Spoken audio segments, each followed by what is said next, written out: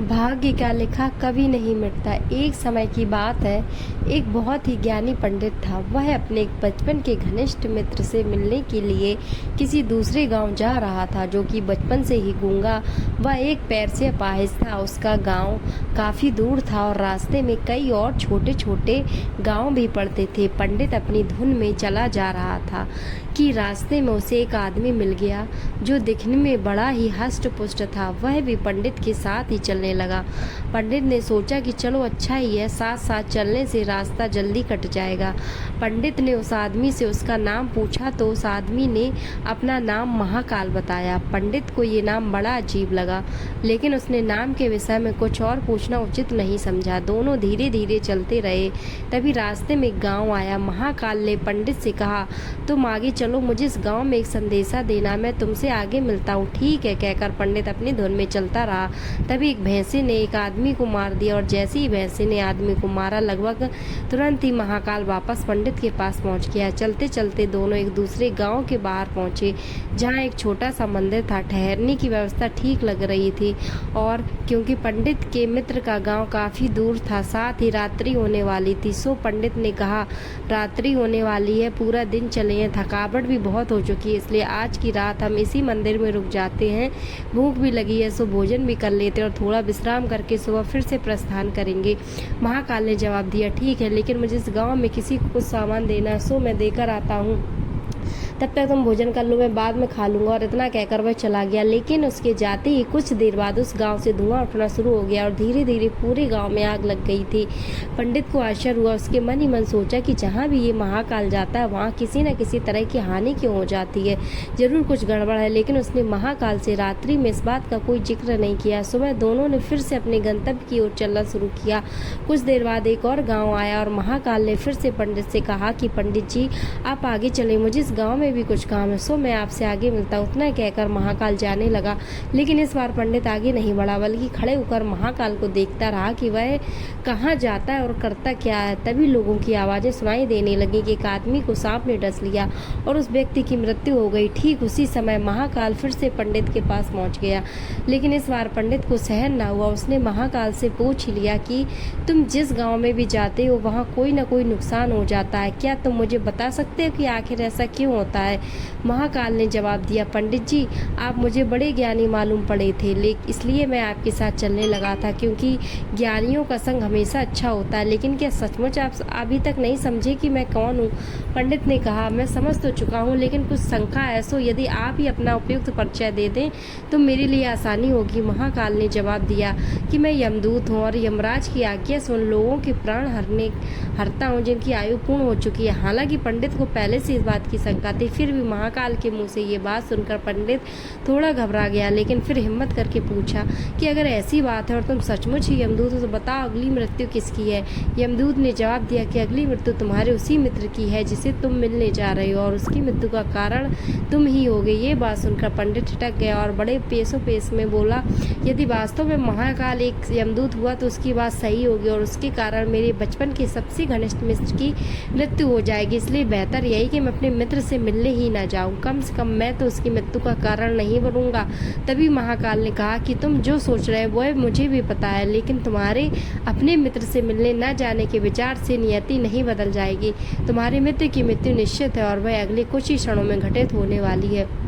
महाकाल के मुख से ये बात सुनते ही पंडित को झटका लगा, क्योंकि महाकाल ने उसके मन की बात जान ली थी, जो कि किसी सामान्य व्यक्ति के लिए तो संभव ही नहीं थी।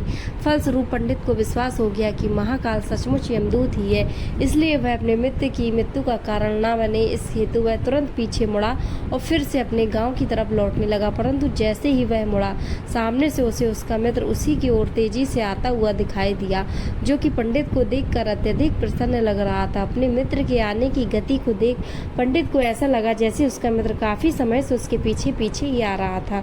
लेकिन क्योंकि वह बचपन से ही गूंगा व एक पैर से अपाहिज था, इसलिए ना तो पंडित तक पहुंच पा रहा था और ना ही पंडित को आवाज देकर रोक पा रहा था। लेकिन जैसे ही वह पंडित के पास पहुंचा, अचानक न जाने क्या हुआ और उसकी मृत्यु हो गई। पंडित हक्का बक्का सा आश्चर्य भरी नजरों से महाकाल की ओर देखने लगा, जैसे कि पूछ रहा हो कि आखिर हुआ क्या उसके मित्र को? महाकाल पंडित के मन की बात समझ गया और बोला, तुम्हारा मित्र पिछले गांव से ही तुम्हारे पीछे पीछे आ रहा था, लेकिन तुम समझ ही सकते हो कि वह अपाहिज व गूंगा होने की वजह से ही तुम पर नहीं पहुंच सका। उसने अपनी सारी ताकत लगाकर तुम तक पहुंचने की कोशिश की, लेकिन बुढ़ापे में बचपन जैसी शक्ति नहीं होती शरीर में, इसलिए हृदयाघात की वजह से तुम्हारे मित्र की मृत्यु हो गई और उसकी वजह हो तुम, क्योंकि वह तुमसे मिलने हेतु तुम्हें पहुंचने के लिए ही अपनी सीमाओं को लांघते हुए तुम्हारे पीछे भाग रहा था। पंडित को पूरी तरह से विश्वास हो गया कि महाकाल सचमुच ही यमदूत है और जीवों को प्राण हरण करना ही उसका काम है। चूंकि पंडित एक ज्ञानी व्यक्ति था और जानता था कि मृत्यु पर किसी का कोई वश नहीं चल सकता, वह सभी को एक न एक दिन मरना ही है, इसलिए उसने जल्दी ही अपने आप को संभाल लिया। लेकिन सहसा ही उसके मन में अपनी स्वयं की मृत्यु के बारे में जानने की उत्सुकता हुई, इसलिए उसने महाकाल से पूछा, अगर मृत्यु मेरे मित्र की होनी थी तो तुम शुरू से ही मेरे साथ क्यों चल रहे थे? महाकाल ने जवाब दिया, मैं तो सभी के साथ चलता हूँ और हर क्षण चलता रहता हूँ, केवल लोग मुझे पहचान नहीं पाते, क्योंकि लोगों के पास अपनी समस्याओं के अलावा किसी और व्यक्ति की वस्तु घटना के संदर्भ में सोचने या उसे देखने समझने का समय ही नहीं है। पंडित ने आगे पूछा, तो क्या तुम मुझे बता सकते हो कि मेरी मृत्यु कब और कैसे होगी? महाकाल ने कहा, हालांकि किसी भी सामान्य जीव के लिए यह जानना उपयुक्त नहीं है, क्योंकि कोई भी जीव अपनी मृत्यु के संदर्भ में जानकर व्यथित ही होता है, लेकिन तुम ज्ञानी व्यक्ति हो और अपने मित्र की मृत्यु को जितनी आसानी से तुमने स्वीकार कर लिया, उसे देख मुझे ये लगता है कि तुम अपनी मृत्यु के बारे में जानकर भी व्यथित नहीं होगे। सो तुम्हारी मृत्यु आज से ठीक 6 महीने बाद आज के ही दिन, लेकिन किसी दूसरे राजा के राज्य में फांसी लगने से होगी। और आश्चर्य की बात यह है कि तुम स्वयं खुशी से फांसी को स्वीकार करोगी। इतना कहकर महाकाल जाने लगा, क्योंकि अब उसके पास पंडित के साथ चलते रहने का कोई कारण नहीं था। पंडित ने अपने मित्र का यथास्थिति जो भी कर्मकांड संभवतः किया और फिर से अपने गांव लौट आया। लेकिन कोई व्यक्ति चाहे जितना भी ज्ञानी क्यों न हो, अपनी मृत्यु के संदर्भ में जानने के बाद कुछ तो व्यथित होता ही है और उस मृत्यु से बचने के लिए कुछ न कुछ तो करता ही है। सो पंडित ने भी किया। चूंकि पंडित विद्वान था, इसलिए उसकी ख्याति उसके राज्य के राजा तक थी। उसने सोचा कि राजा के पास तो कई ज्ञानी मंत्री होते हैं और वे उसकी इस मृत्यु से संबंधित समस्या का कोई ना कोई समाधान तो निकाल ही देंगे। इसलिए वह पंडित राजा के दरबार में पहुंचा और राजा को सारी बात बताई। राजा ने पंडित की समस्या को अपने मंत्रियों के साथ बांटा और उनसे सलाह मांगी। अंत में सभी की सलाह से ये तय हुआ कि यदि पंडित को बात सही है तो जरूर उसकी मृत्यु 6 महीने बाद होगी, लेकिन मृत्यु तब होगी जबकि वह किसी दूसरे राज्य में जाएगा। यदि वह किसी दूसरे राज्य में जाए ही ना तो मृत्यु नहीं होगी। ये सलाह राजा को भी उपयुक्त लगी, सो उसने पंडित के लिए महल में ही रहने हेतु उपयुक्त व्यवस्था कर दी। अब राजा की आज्ञा के बिना कोई भी व्यक्ति उस पंडित से नहीं मिल सकता था, लेकिन स्वयं पंडित कहीं भी आ जा सकता था ताकि उसे ये न लगे कि वह राजा की कैद में है। हालांकि वह स्वयं ही डर के मारे कहीं आता जाता नहीं था। धीरे धीरे पंडित की मृत्यु का समय नजदीक आने लगा और आखिर वह दिन भी आ गया जब पंडित की मृत्यु होनी थी। तो जिस दिन पंडित की मृत्यु होनी थी उससे पिछली रात पंडित डर के मारे जल्दी ही सो गया, ताकि जल्दी से जल्दी वह रात और अगला दिन बीत जाए और उसकी मृत्यु टल जाए। लेकिन स्वयं पंडित को नींद में चलने की बीमारी थी और इस बीमारी के बारे में वह स्वयं भी नहीं जानता था, इसलिए राजा या किसी और से इस बीमारी का जिक्र करने अथवा किसी चिकित्सक से इस बीमारी का इलाज करवाने का तो प्रश्न ही नहीं था। चूँकि पंडित अपनी मृत्यु को लेकर बहुत चिंतित था और नींद में चलने की बीमारी का दौरा अक्सर तभी पड़ता है जब नींद ठीक से नहीं आ रही होती है। सो उसी रात पंडित रात को नींद में चलने का दौरा पड़ा और वह उठा और राजा के महल से निकलकर अस्तबल में आ गया। चूंकि वह राजा का खास मेहमान था, इसलिए किसी भी पहरेदार ने उसे ना तो रोका और न किसी तरह से पूछताछ की। अस्तबल में पहुंचकर अब वह सबसे तेज दौड़ने वाले घोड़े पर सवार होकर नींद की बेहोशी में ही राज्य की सीमा से बाहर दूसरे राज्य की सीमा में चला गया। इतना ही नहीं, वह दूसरे राज्य के राजा के महल में पहुंच गया और संयोग हुआ ये कि उस महल में भी किसी पहरेदार ने उसे नहीं रोका, ना ही कोई पूछताछ की, क्योंकि सभी लोग रात के अंतिम प्रहर की गहरी नींद में थे। वह पंडित राजा के शयन कक्ष में पहुंच गया। रानी की एक ओर राज्य का राजा सो रहा था, दूसरी ओर स्वयं पंडित जाकर लेट गया। सुबह हुई तो राजा ने पंडित को रानी की बगल में सोया हुआ देखा। राजा बहुत क्रोधित हुआ, पंडित को गिरफ्तार कर लिया। पंडित को तो खुद ही समझ में नहीं आ रहा था कि वह आखिर दूसरे राज्य में और सीधे राजा के ही शयन कक्ष में कैसे पहुंच गया, लेकिन वहां उसकी सुनने वाला कौन था। राजा ने पंडित को राज्य दरबार में हाजिर करने का हुक्म दिया। कुछ समय बाद राजा का दरबार लगा, जहां राजा ने पंडित को देखा और देखते ही इतना क्रोधित हुआ कि पंडित को फांसी पर चढ़ा दिए जाने का फरमान सुना दिया।